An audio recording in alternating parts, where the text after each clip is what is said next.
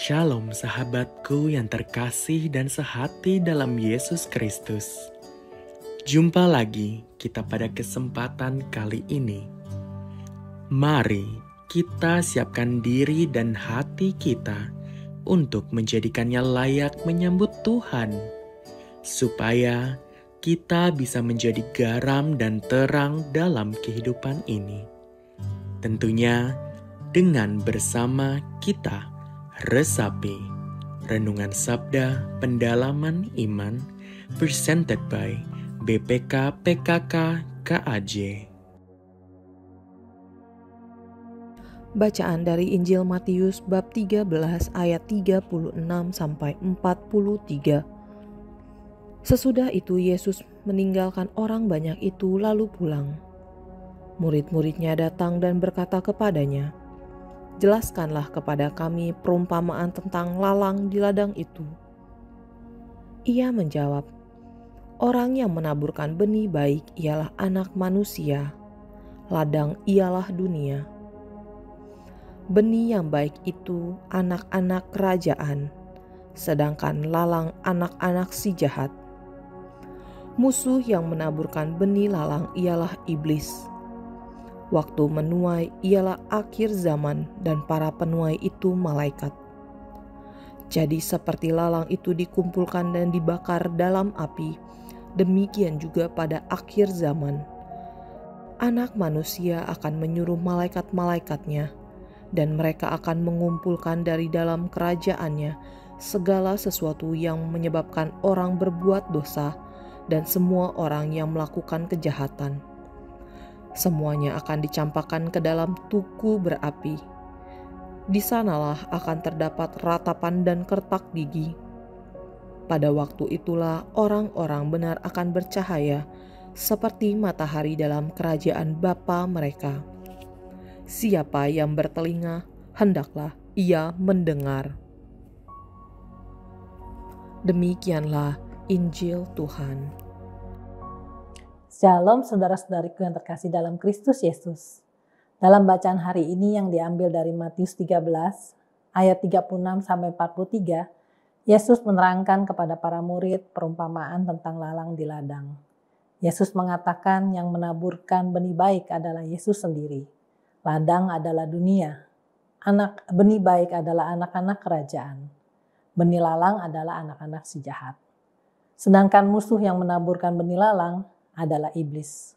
Dalam ayat 39 dikatakan ada musuh yang menaburkan benih lalang. Berarti dalam ladang kehidupan dunia ini, selain ada benih baik yang ditaburkan oleh Yesus, ada juga benih lalang yang ditaburkan oleh musuh kita. Kita tahu kalau ada orang menaburkan benih lalang di ladang gandum orang lain, berarti orang ini sebenarnya tidak mengharapkan hasil apa-apa dari benih lalang yang dia taburkan. Dia hanya ingin menghalangi agar benih gandum tidak tumbuh dengan benar. Dia ingin agar benih gandum tidak memberikan hasil seperti yang diinginkan oleh pemiliknya. Baru-baru ini saya menonton sebuah film. Dalam film ini diceritakan ada 4 orang sedang bermain mayong. Salah satu dari pemain ini adalah pemain baru. Dan dia kalah terus. Ternyata 3 pemain lainnya sudah bersekongkol menghalangi pemain ini untuk menang. Begitu juga musuh dalam kehidupan kita. Dia menyerang, menghalangi, menimbulkan kerusakan bagi benih baik dalam diri kita supaya tidak bisa bertumbuh dan menghasilkan buah. Dalam sebuah artikel yang saya baca, dikatakan sangatlah sukar membedakan tanaman gandum dan tanaman lalang pada waktu mereka masih kecil. Mereka baru bisa dibedakan ketika mereka mulai menghasilkan bulir-bulir.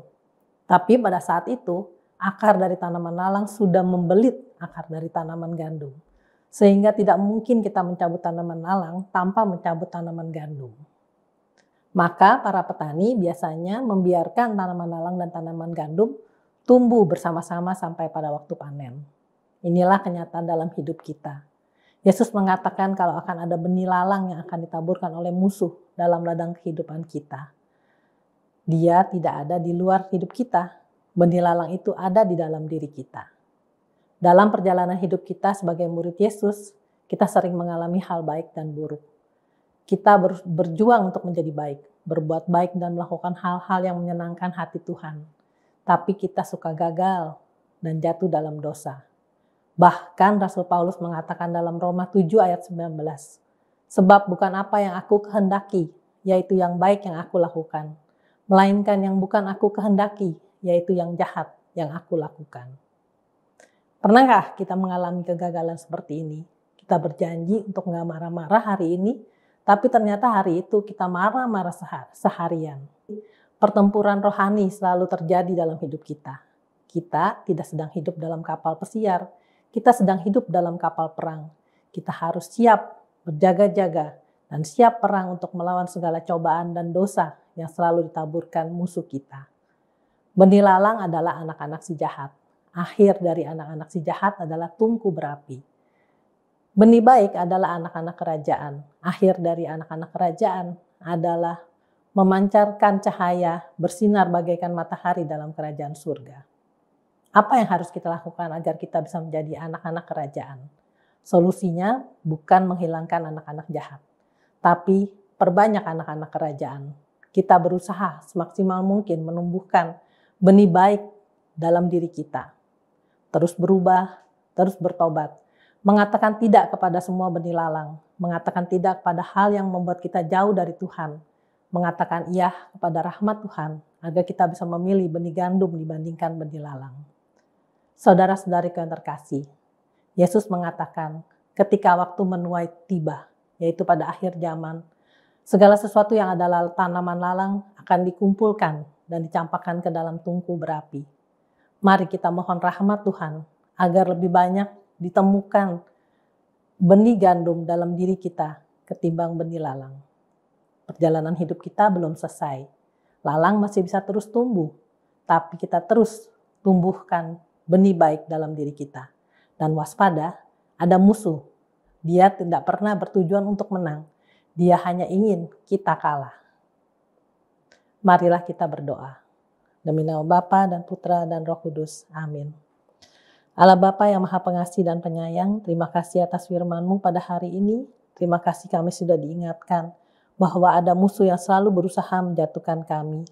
Tolonglah kami ya Tuhan agar kami selalu siap dan berjaga-jaga. Perlengkapilah kami dengan senjata rohani-Mu.